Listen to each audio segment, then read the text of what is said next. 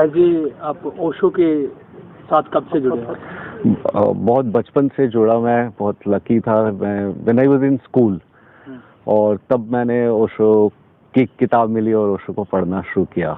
It was around 85, 84 जब मैं 10वीं क्लास में था, और फिर 87 में संन्यास लिया मैंने। और फिर ओशो के साथ जुड़ने के बाद ध्यान एक रास्ता बना जीने का, समझने का। जैसा ओशो ने कहा कि ध्यान से जीवन को जीना है हमके। ध्यान का मतलब ओशो कहते हैं जागरूकता है, जागना है ध्यान का मतलब। ध्यान का मतलब ऐसा नहीं है कि आप बैठे हैं और आप कहीं सातवें आसमान पे देख रहे हैं, नहीं, आप अंदर देख रहे हैं, अपने भीतर होशपूर्वक। भरत भारती जी, जैसे आपने कहा कि 87 में आप ओशो के साथ जुड़े, और उसके बाद ध्यान के अंदर आपने काफी हाँ, उसके बाद मैंने दिल्ली में मेडिटेशन सेंटर हम लोग रन करते रहे, और मैं और मेरी माँ दोनों लोग सेंटर चलाते थे। परिवार में भी सभी लोग संन्यास से जुड़े थे? बाद में जुड़े मुझसे, पहला व्यक्ति मैं था। तो तभी पहले जब भी परिवार वाले आपके साथ सहयोग दे, पर कभी उन्होंने कभी विरोध नहीं किया, कभी विरोध नहीं किया, और बल्कि समझे वो, और उन्हें खुशी होती थी कि मैं ओशो के साथ जुड़ा हूँ, तो ध्यान के मार्ग में जुड़ा हूँ। लोग कहा करते थे उन्हें कि आपका बेटा किसके पास जाता है, वो तो सेक्स गुरु है। वो उन दिनों में ओशो को मतलब ऐसा माना जाता था। पर बहुत अच्छी बात थी कि घर वाले समझते थे इस बात को, और कि उनको अपने बच्चे का पता होता है ना। कि उन्हें नजर आता था कि मैं क्या करता हूँ, मैं सेंटर पे जाता हूँ, ध्यान करता हूँ, है ना। ओशो की किताबें फिर वो लोग भी पढ़ने लगे, ओशो को सुनते थे, और बाद में फिर वो भी ओशो से जुड़े। और बल्कि दिल्ली का सेंटर तो मैं कम और माँ ज्यादा चलाया करती थी। जी, तो अभी आप कहाँ कहाँ कैंप में जाकर मेडिटेशन करवाते हैं? कैंप का ऐसा होता है कि कैंप हर राज्य में जो सन्यासी मित्र हैं वो कैंप ऑर्गेनाइज करते हैं। जब वो कैंप ऑर्गेनाइज करते हैं तो वो किसी संचालक को बुलाते हैं, आमंत्रित करते हैं। तो मेरे को पूरे हिंदुस्तान में ही जाना होता है, सभी जगह। ओशो रजनीश के बारे में बहुत सारे लोगों को ये जैसे उनके जो स्पीचेस हैं, जो उनके बारे में, सेक्स के बारे में जो लोगों को बड़ा कंफ्यूजन है। लेडीज के बारे में, जैसे कि एक सन्यासी जो लेडीज होती हैं, तो उनके बारे में ये होता है कि जो पुणे में होता है, पुणे धाम में क्या होता है, बहुत सारे सवाल हैं। उनके बारे में आप क्या बताना चाहते हैं? वो सब सवाल देखिए मिथ्या है। जैसे हम तो बड़े हैरान होते थे, मैं जब बचपन में सुना करता था कि लोग कहते थे कि ओशो सेक्स गुरु है, तो हम बोलते अच्छा कहाँ होता है, हमें तो मालूम ही नहीं। हम तो पुनः हर 6 महीने में, 4 महीने में दौड़ के चले जाते हैं, तो कौन सा रूम है, कहाँ क्या होता है। तो वो मिथ्याएं ज्यादा थी। और हुआ कैसे? देखो, ओशो ने ना हमें बंधनों से मुक्त किया। वो जो बंधन है, जो हमारी धारणाएं थी, उनसे हमको मुक्त किया। हमारी मनुष्य की ना बहुत सारी कंडीशनिंग्स हैं, हम कंडीशनिंग्स के अंदर जीते हैं। हमारी धर्म की कंडीशनिंग्स हैं, हमारे समाज की दी हुई कंडीशनिंग्स हैं, है ना, सेक्स की कंडीशनिंग्स हैं, और ओशो ने हमें सबसे मुक्त किया। ओशो से किसी ने एक बार प्रश्न किया था कि सुना है Osho you preach free sex, तो जवाब दिया, वो कहते हैं हाँ तुम बेचते थे, मैंने फ्री कर दिया। तो इस तरीके से बात का जवाब दिया सर कि सेक्स का मतलब क्या, कहीं पे आप बंधे हुए तो हैं, अदरवाइज क्या है, कुछ भी नहीं है। सेक्स टैबू कहाँ पे है? वो तो मन का है, जो समाज हमको दे रहा है कि आप ऐसा नहीं, ऐसा करेंगे, ये नहीं करेंगे, ये सही है, ये गलत है। जबकि मनुष्य तो, और ओशो देखिए, जो एसेंस है ओशो का, जो मैसेज है, वो ध्यान है, जागरूकता की बात कर रहे हैं। उस जागरूकता के साथ फिर आप जो भी जीते हैं, अपने जीवन को जीते हैं। ओशो का मकसद, स्वामी जी, ओशो का जिंदगी में लोगों को जोड़कर मकसद क्या था करने का? देखिए, जितने भी महापुरुष हुए, जो सद्गुरु हुए, वो सबका एक ही उद्देश्य था कि वो मनुष्य को कहीं पे मुक्त करना चाहते थे। जो पुरानी परंपराएं हैं, एक तो वो सारे के सारे प्रॉफिट्स ने वही किया। उन्होंने पुरानी परंपराओं को तोड़ के और उस मनुष्य को जगाने का प्रयास किया, है ना। कबीर वही कर रहे हैं, नानक वही कर रहे हैं। वो आपको पुरानी परंपराओं में से निकाल के जीने की बात करते हैं। ओशो भी यही बात कर रहे हैं। ओशो कहते हैं कि, ओशो बोलते हैं जो मनुष्य है वो उसको न्यू मैन बोलते थे, नया मनुष्य। ओशो कहते हैं कि आज का जो मनुष्य है वो नया मनुष्य है।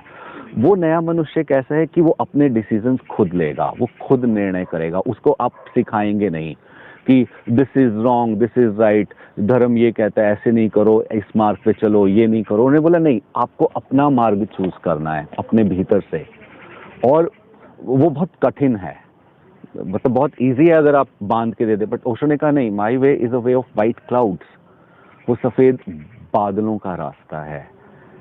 और वो जब बात करें माई वे, तो वो हमारा भी रास्ता है कि हमें अपने निर्णय खुद लेने हैं लाइफ के, है ना। और वो कैसे लेने हैं? ध्यान के द्वारा, जाग कर।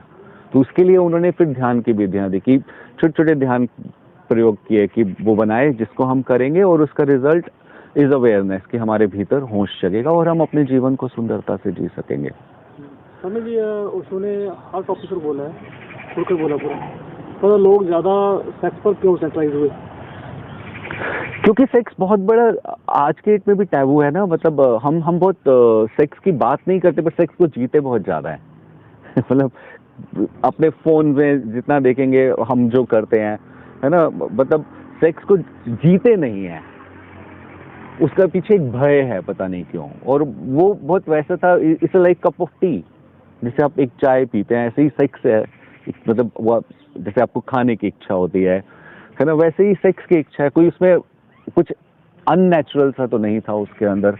और ओशो ने बोला कि आप उसको जिए सहजता से, कहीं पे विरोध नहीं किया। पुराना जो धर्म था वो उसको निषेध करता है। आप देखेंगे कि वो सेक्स को पता नहीं क्यों कि अगर आप सन्यासी हैं तो आप सेक्स नहीं करेंगे, आप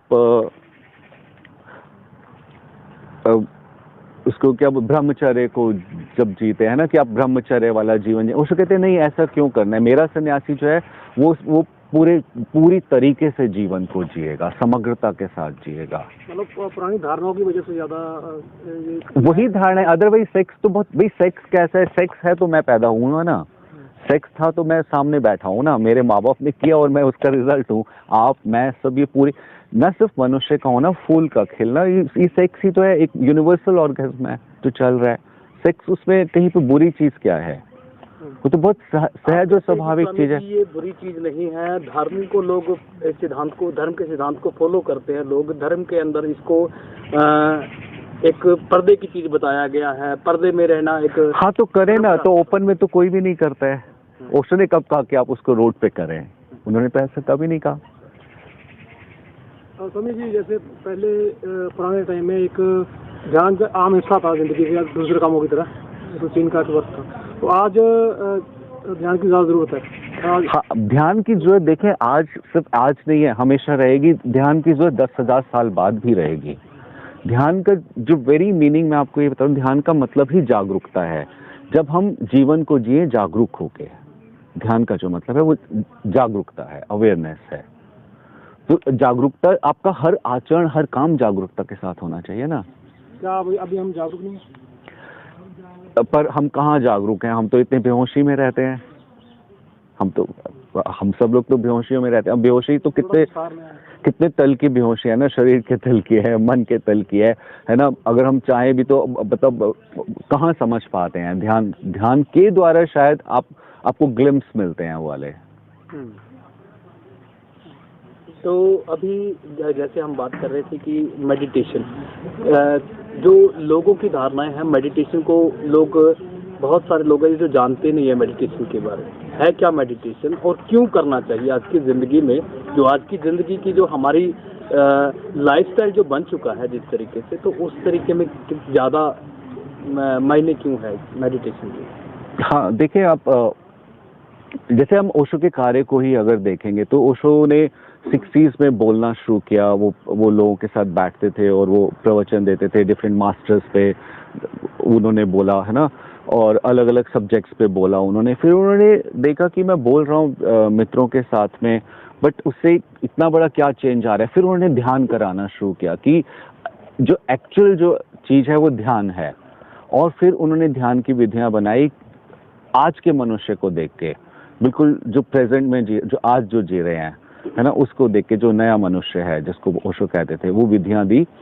और वो विधियां अलग अलग तलों पे काम करती हैं, जैसे शरीर के तल पे, मन के तल पे, संवेदनाओं के तल पे उस तरीके से उसको डिजाइन किया, ताकि नया मनुष्य जो है वो, देखिए जैसे पुराने टाइम में ध्यान होता था, है ना, ध्यान तो बुद्धा और पतंजलि से शुरू हो जाता है, लोग बैठते थे ध्यान करते थे, पर नए मनुष्य के लिए ना बहुत मुश्किल था कि हम ना सीधा एक रूम में जाएंगे और म्यूजिक चल रहा है और हम आंख बंद करके एक मंत्र के साथ बैठ जाएंगे। पर मेरा दिमाग तो अभी अमेरिका में है, पता नहीं, लाइक हम अब तो आप सब कुछ आपके सामने, आपके फोन में आ गया सब कुछ, है ना। और ओशो ने बोला कि हमको वो जब विधि करनी है तो वो हम कैसे मुक्त होंगे, इसलिए उन्होंने एक्टिव मेडिटेशंस बनाई। कितने टाइप का मेडिटेशन?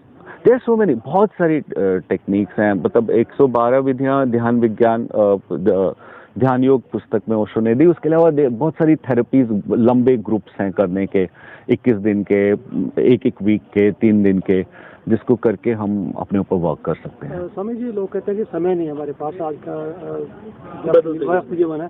ओशो ने एक व्यस्त जीवन में ध्यान की विधि बताई है, वो किस तरह की विधि है? काम करते वक्त हम ध्यान कर सकते हैं? हाँ, देखिए ध्यान जो है, ध्यान एक्चुअली वो कुछ क्या है, ध्यान का मतलब है होश। तो आप होश को अब काम करते हुए भी अपने अंदर रख सकते हैं, है ना। और ओशो ने बोला जो ध्यान है वो बीच बाजार घटित होगा, एक्चुअली ओशो ने ये कहा था। वो व्यस्त जीवन कैसा है, वो जो ड्यूरिंग द वर्क बीच बाजार में है, वो ऐसा नहीं है कि आपको उसके लिए हिमालय में जाने की आवश्यकता नहीं है। जैसे आपने कहा कि लोग बहुत व्यस्त हैं, व्यस्तता तो रहेगी ना जीवन की, व्यस्त तो मैं रहूंगा ही, आप रहेंगे ही, क्योंकि घर है, परिवार है ना, उसको हमें अपने आप को देखना है, रिस्पॉन्सिबिलिटीज हैं वो पूरी करनी है, अपने काम पे भी जाना है। अब जब काम पे जाना है तो वो एक मजदूर से लेके जज तक सबको अपने अपने कार्य करने हैं और सबको ध्यानपूर्वक करने हैं। तो उसने बोला जो ध्यान है वो बीच बाजार में खिलने जैसी भी वस्तु है, वो ऐसा नहीं है उसके लिए हमें हिमालय में नहीं जाना। एक्चुअली उसने ये कहा था। ये कहने में समझ आसान लगता है, पर काम करते वक्त हमारा ध्यान नहीं बता, क्या किसी टेक्निक की जरूरत पड़ती है इसके लिए शुरू में? नहीं, देखिए आप जो ध्यान है जिसको हम विधि कहते हैं वो ध्यान नहीं है, वो विधि है। आप जो टेक्निक करते हैं, जैसे एक टेक्निक हमने, जैसे हम कहते हैं कि ओशो का डायनेमिक मेडिटेशन हमने उठाया ना, तो वो एक विधि है, बट उसका जो रिजल्ट है, आउटकम है, वो साइलेंस है ना, जो आप महसूस करते हैं भीतर, वो ग्रो होता है, आपके अंदर आता है, वो जो जागरूकता है आपके अंदर पैदा होती है, और ग्रेजुअली आएगी ना, हर समय ही आएगी, है ना, आपके हर चीजों में आएगी। We can commit mistake, Osho ने बोला ऐसा, ओशो कहते हैं you can commit mistake, Osho कहते हैं commit every day a new mistake, don't repeat it. Repeat का मतलब है कि आपको होश में अगर आप कुछ कर रहे हैं तो आप रिपीट नहीं करेंगे उसे। मतलब विधि एक सहायक हो सकती है? विधि सहायक है, विधि का जो मतलब है वो जागरूकता है, आप उससे आपके अंदर जागरूकता पैदा हो रही है बेसिकली।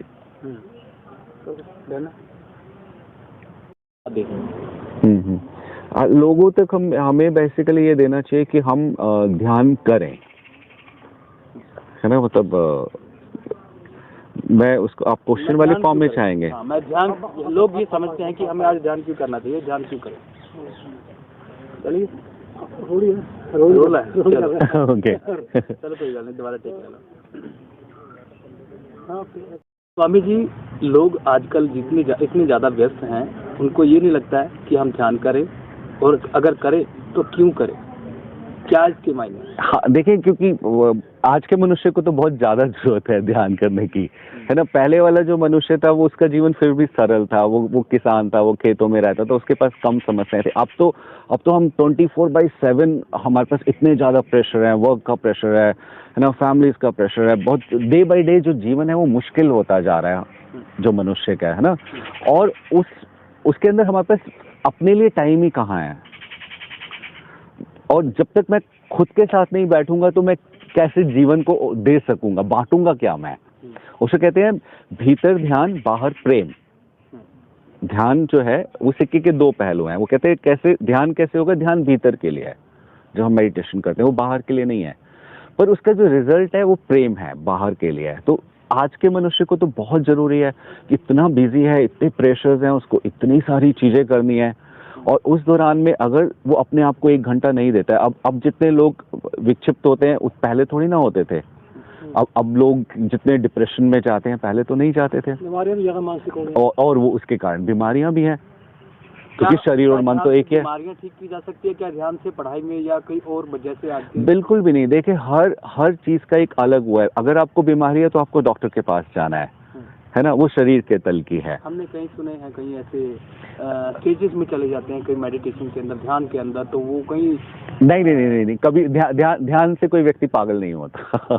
तो ऐसा नहीं होता कि आप ध्यान करेंगे और आप मर जाएंगे, आप पागल हो जाएंगे, ऐसा तो नहीं होता है ना। मुझे ओशो की विधियां मालूम है, ऐसा नहीं होता। आपका पागलपन कम जरूर हो जाता है, आप होशपूर्वक हो जाते हैं, सुंदर हो जाते हैं, आप ज्यादा खुश रहने वाले व्यक्ति बन जाते हैं। होश में आने से कई काफी समस्या। होश ही है। ओशो ने बोला कि आप जागे। देखे, जो जागना है कैसे होगा, ओशो ने बोला कि हम जब ध्यान करते हैं तो हम जागते हैं शरीर के प्रति, मन के प्रति और आत्मा के प्रति। ये 3 तल हैं, शरीर, मन और आत्मा, है ना। आज का मनुष्य जो है, जो व्यस्त व्यक्ति जिसकी आप बात करें, वो तो तीनों को ही नहीं देख पाता, शरीर को ही नहीं देख पाता। इतने वो शरीर को नहीं देख पा रहा तो बीमारियां हैं, है ना। मन हमको पता ही नहीं क्या है, वो तो एक बेलगाम घोड़ा है, ये दौड़ता रहता है हमको, है ना।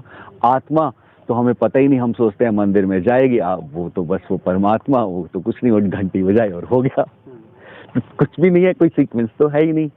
पर वो जो जागना है शरीर, मन और आत्मा के प्रति, वो ध्यान का एक वो उसकी चरण बनता है कि आप ध्यान के द्वारा जागते हैं शरीर के प्रति। जब अपने शरीर को आप देखते हैं कि यू फील योर बॉडी, उसके प्रति जागरूक होते हैं। फिर मन के प्रति होते हैं। ये जो मन है हमारा, है ना, जो हमने उसको बांध के रखा हुआ है, या बिल्कुल ऐसा है कि मतलब उसको कुछ पता ही नहीं है ना, उसके प्रति जागते हैं। फिर आपकी आत्मा है, सोल, उसके प्रति जागते हैं। तो वो तो एक क्रम है जागने का, और वो ध्यान के द्वारा ही आएगा, और तो कोई तरीका ही नहीं है। फाइनली स्वामी जी, जो आपको देखने वाले ऑडियंस हैं, तो उनको आप क्या संदेश देना चाहेंगे आज के समय के मुताबिक? हाँ, माय मैसेज इज, जो करना होगा हमको, वो तो ध्यान करना होगा, कि हम ध्यान करें, और ध्यान करेंगे तो निश्चित रूप से जो जीवन है वो सुंदर होगा, और प्रेम उसका रिजल्ट होगा। जैसे एक फूल में से खुशबू आती है,